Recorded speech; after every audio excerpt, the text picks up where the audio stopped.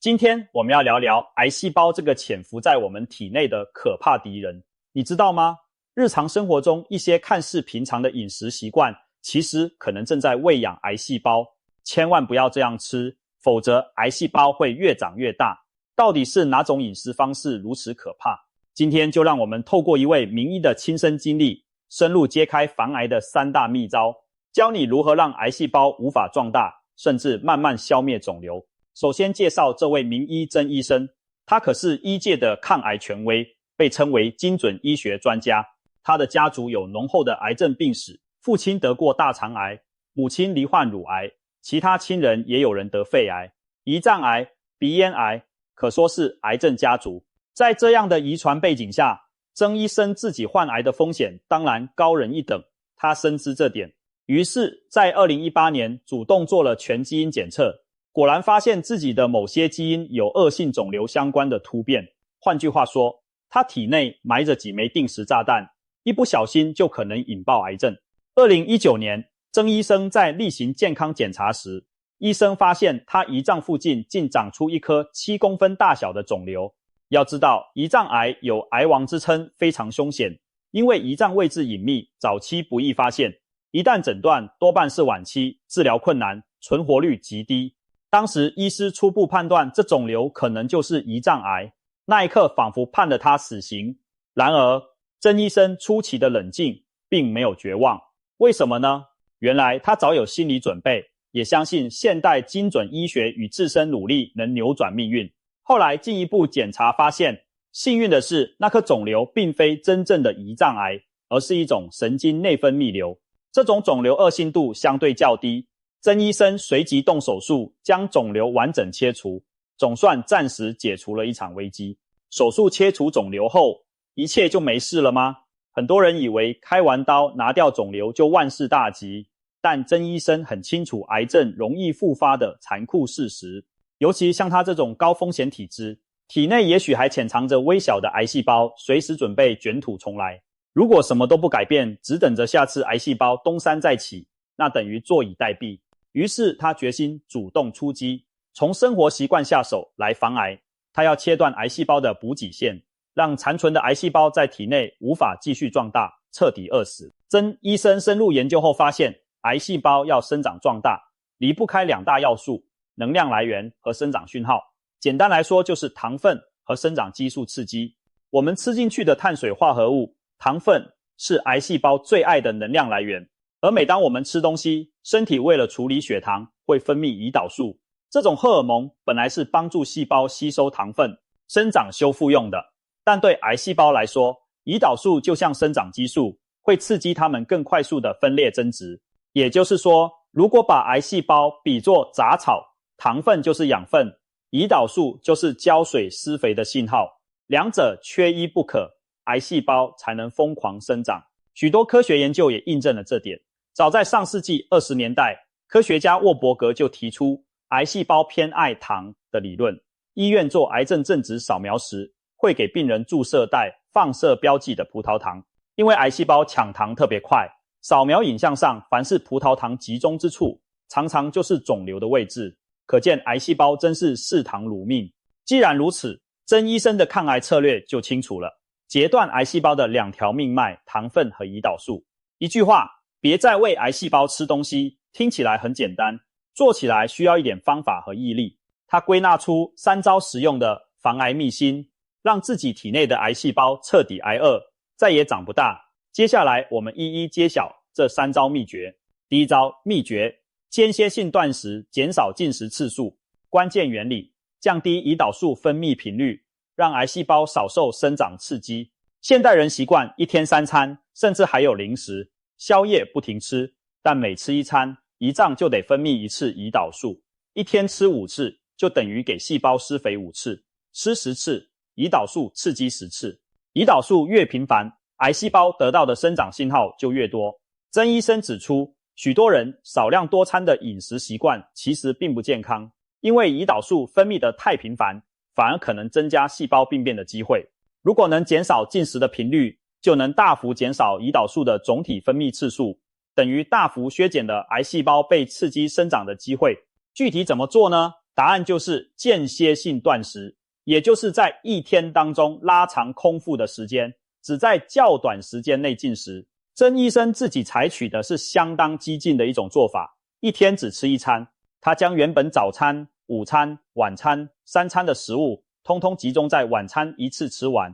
这样一来，他每天只在傍晚进食，胰岛素只上升一次，其余将近24小时都处在空腹状态，胰岛素保持低水平，癌细胞一天只能接受到一次长大讯号，哪里还有以前那种日夜狂蒸的机会呢？而且长时间的空腹，身体会启动一种自我清理模式，科学上称为细胞自噬。细胞自噬好比细胞内部的大扫除，把受损的细胞器和不正常的突变细胞清理掉，对预防癌症大有助益。2016年，诺贝尔生医奖就颁给了研究细胞自噬的日本科学家，大大证实了断食启动细胞修复的惊人效果。当然，一开始就一天只吃一餐，对一般人而言比较困难，所以曾医生建议可以循序渐进训练空腹时间。第1个月采用10小时进食、14小时不吃的14/10断食法，例如每天早上8点到傍晚10点之间吃完所有东西，其他14小时不进食。第2个月进一步挑战8小时进食、16小时不吃的8/16断食法。第3个月则试试6小时进食、18小时不吃的6/18断食，等于一天减掉一餐，只吃早午2餐或午晚2餐。逐步训练之后，若身体适应良好，就可以挑战更进阶的20/4断食，也就是曾医生现在实行的，一天只在4小时内进食，通常是晚上一起吃大餐，其余20小时进食。在这种作息下，你仍然摄取原本需要的总热量，只是把它浓缩在一餐吃，总热量不会减少，但胰岛素暴露频率大减。曾医生强调，间歇性断食并不代表挨饿节食，而是聪明地安排进食时间，用更少的胰岛素刺激来达到饱足。一旦习惯之后，其实并不痛苦，所以他称这套方法为无痛断食法。更棒的是，一天少吃了2餐，往往能腾出时间提升饮食品质，因为你会更加重视那一餐吃进去的是不是精华。现在很多研究含实例都显示，断食对健康的好处不仅可能降低罹癌率，还有助于控制体重、改善代谢疾病等等。但是要注意，有几类人并不适合断食：严重胃溃疡患者、营养不良者、孕妇、酗酒者以及第1型糖尿病患者。这些人断食可能有风险，一定要在医生评估下进行。我们一般健康成人则可以在中年开始，或医师认为有需要时就尝试间歇性断食，而且这是一种可以长期实行、一辈子维持的生活习惯。一旦适应后，你会发现其实一整天精神也更稳定，有些人甚至觉得头脑更清晰，因为血糖不会一直起伏波动。总之，少吃几餐不会死人，但可以饿死癌细胞。这就是第1招断食防癌法的精髓。第2招秘诀：低糖高脂饮食，切断癌细胞养分。关键原理：大幅降低糖分摄取，让癌细胞缺乏能量来源。刚刚我们讲到癌细胞最爱吃糖，所以第2个秘诀就是从饮食内容下手，尽量不给癌细胞糖吃增。医生将自己的饮食彻底改造成高脂肪、低碳水化合物的模式。所谓低碳饮食，简单说就是把饭、面、糖这类碳水主食几乎完全减掉，只保留极少量必需的碳水化合物，大约占每日热量5到 10% 以内。那吃什么呢？主要吃优质的脂肪和蛋白质来提供热量，例如鱼肉、鸡蛋、牛肉、酪梨、坚果、橄榄油、椰子油等等富含好油脂的食物，以及各种低糖蔬菜。这种饮食也被称为生酮饮食，目标是让身体以脂肪作为主要燃料，从而饿死嗜糖的癌细胞。可能有人会担心，每天吃这么多油脂，胆固醇不会飙高吗？会不会对心血管不好？曾医生解释，其实只要你总热量没有超标，吃进去的油脂不会无故转成胆固醇。我们体内的胆固醇有很大一部分是肝脏自己合成的。当你饮食中的糖分下降，胰岛素降低，肝脏也不会胡乱制造太多胆固醇。同时，摄取健康的油脂反而能帮助代谢。例如，深海鱼富含的 Omega-3 脂肪酸，坚果和酪梨里的单元不饱和脂肪，其实都有抗发炎和保护心血管的作用。相反，如果天天大鱼大肉，又吃很多白饭、甜点，那身体在高糖高脂双重作用下才容易出问题。所以关键不是油脂多寡，而是油脂加碳水一起高才危险。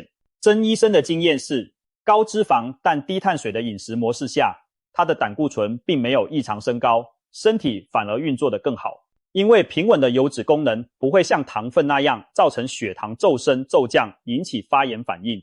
在高脂低糖饮食中，很多人早餐不知道吃什么，因为传统早餐常常是面包、馒头、谷麦片这些碳水食物。为了解决这个问题，曾医生分享了一个他的秘密武器——防弹咖啡。所谓防弹咖啡，其实就是黑咖啡加上1小匙油脂。他习惯用无盐草饲奶油混合椰子油，这杯咖啡不加糖不加奶，只加入油脂，几乎零碳水化合物。但因为有脂肪的热量，可以在早上提供足够能量，又不会刺激胰岛素分泌，等于是用脂肪骗过身体，让你有精神，不感到饿。但技术上你还处在断食状态，因为没有摄入糖。很多人早上喝了防弹咖啡后，整个上午都精力充沛，不觉得饿，就比较容易撑到中午甚至晚上再用餐，成功实行断食。不少间歇性断食爱好者都靠这招避免饿到受不了而破功。当然，油脂要选健康的，像奶油要用天然发酵的，不含反式脂肪。椰子油也提供中链脂肪酸，更容易转化成能量。曾医生笑称，早上喝防弹咖啡等于帮助他的癌细胞继续饿肚子，却让自己有力气过一天。这听起来是不是很有趣呢？利用脂肪来对抗癌细胞，让癌细胞毫无办法。除了防弹咖啡之外，曾医生也提醒大家慎选食物的种类。高脂肪低碳水并不代表可以无限制的吃加工肉品或各种劣质油炸食品。相反地，我们应该多摄取天然的抗癌有益的食材，例如各种十字花科蔬菜，像是花椰菜、甘蓝、菠菜等，富含植化素，有助对抗癌变。菇类含有提高免疫力的多糖体，是很好的抗癌食材。还有豆类、莓果类水果等富含纤维和抗氧化物的食物，都可以适量吃。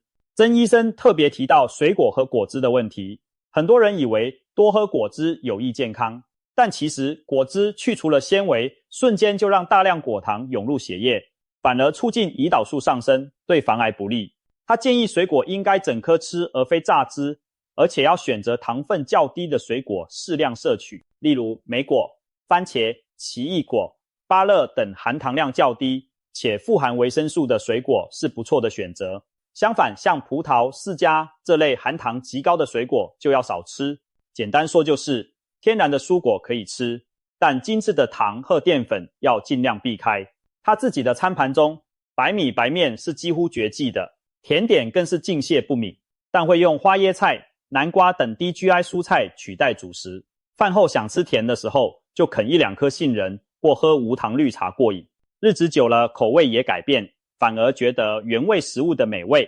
这种饮食习惯一开始需要点耐心适应，但当你想到体内的癌细胞正因为缺乏糖分而饿得发慌，节节败退，相信你就更有动力坚持下去了。第3招秘诀：规律运动与精准监控，强化身体战斗力。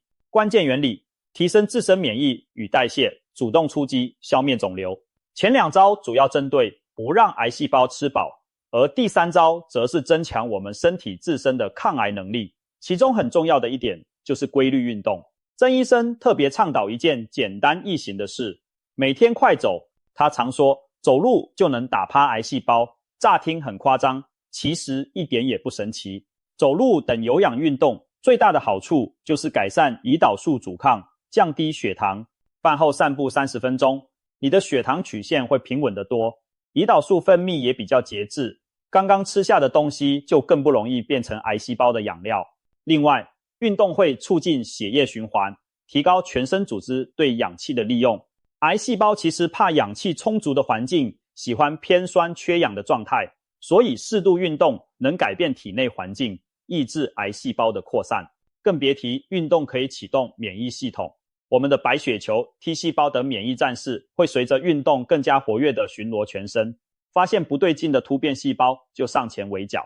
在这种情况下，就算还有零星癌细胞漏网，也比较容易被免疫系统及早消灭，不给他们东山再起的机会。曾医生自己就是身体力行的范例。手术恢复后，他给自己定下目标，每天至少走上1万步，从医院走回家，上下楼梯都算在内，有空还去公园健走。他说，走路不需要特殊器材，随时都能做，是最贴近大众的抗癌运动，而且走路能减轻压力，改善心情。心理健康对于对抗癌症也很重要。当然，除了走路，任何你喜欢的运动，例如慢跑、游泳、太极拳等都可以，只要量力而为，持之以恒，都是在帮助你的身体对抗癌症。想象你的身体是一座城市，癌细胞是躲藏的匪徒，运动就像派出巡警，定期扫荡街道，让坏人无处藏身。除了运动，曾医生在抗癌路上还做了一件关键的事，精准监控自己的健康指标。他运用了精准医学的概念，定期追踪肿瘤标记、基因变化等资讯。举例来说，他会定期验血检查重要的发炎指数、肿瘤指标，以及持续关注自己的基因体检结果。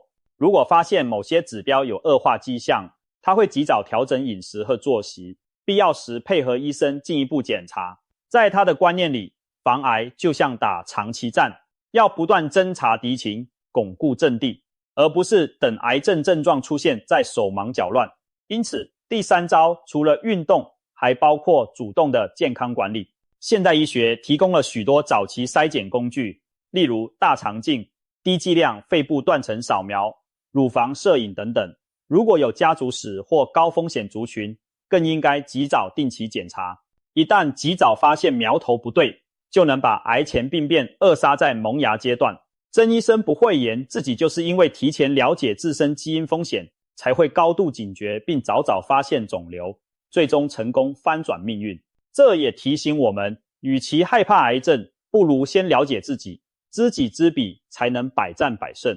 综合以上3招秘诀，断食、低糖、高脂饮食、规律运动与精准监控，曾医生成功地打造出一个癌细胞生长的恶劣环境。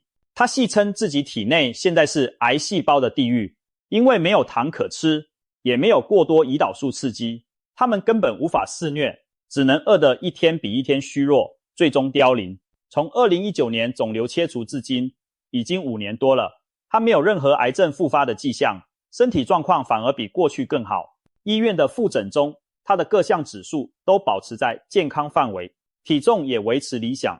他以自己的经验证明，癌细胞真的可以被饿死。而更重要的是，这种防癌方法每个人都做得到，不需要花大钱，靠的就是管住自己的嘴，迈开自己的腿。当然，我们并不是说传统医疗无用，手术、化疗、标靶药物等仍然是治疗癌症的重要手段，但在预防和降低复发方面，生活习惯的威力往往被低估了。曾医生强调，90%以上的癌症其实和后天生活因素有关，包括饮食、肥胖、运动、抽烟、喝酒等等。也就是说，我们每个人都有主动改变命运的机会。与其把希望全寄托在药物，不如从现在开始改善饮食习惯，不给癌细胞可乘之机，同时保持运动与定期健检，及早发现风险并对症下药。我们完全可以把容易长肿瘤的身体培养成让肿瘤无法生存的身体。最后，再回到一开始的警告，千万不要这样吃。到底是哪样吃法最危险呢？总结曾医生的经验，就是高糖、高精致饮食，3餐不断外加零食宵夜的吃法最容易养出癌细胞。长期大量的精制糖、白饭面条和过度频繁的进食，会让胰岛素日夜飙高，细胞处在一种被过度催熟的状态，基因一有风吹草动就可能癌变。而癌细胞一旦出现，充足的糖分和胰岛素更是如虎添翼，助长肿瘤迅速扩张。所以一定要改掉过度放纵口腹之欲的习惯，不是不能吃，而是要聪明的吃，适度的吃。记住这3招防癌秘辛：少吃一点，吃对东西，勤动身体，透过间歇性断食控制胰岛素，低碳饮食饿死癌细胞，加上规律运动和自我健康管理，我们就握有了对抗癌症的主动权。想象一下，你的身体里本来可能藏着几个微小的肿瘤种子，但因为你的生活习惯改变，那些种子再也等不到发芽的养分，反而被你的免疫军队围剿殆尽。这是多么振奋人心的画面！而这一切的关键就在于我们每天如何吃，如何动。郑医生以过来人身份告诉我们，人人都可以预防癌症，癌细胞真的可以被我们饿死。他这番话不是理论，而是他亲身实践的结果。听完他的故事和方法，我们是不是也该重新审视自己的餐桌呢？现在就从拒绝不健康的饮食开始吧，千万不要再让癌细胞有机会大吃大喝。我们要做的是让癌细胞挨饿，让身体变强。改变饮食习惯并非易事，但想到这是在救自己的命，守护家人的幸福，一切都值得了。从今天起，跟癌细胞宣战，不再让你越长越大，而是要让你越饿越小。透过聪明饮食与健康生活，我们完全有能力将癌症拒于门外。记住，打败癌细胞的武器不只在医院，也在我们自己的厨房和餐桌上。让我们一起养成防癌好习惯，远离癌症阴影，迎向更健康的人生。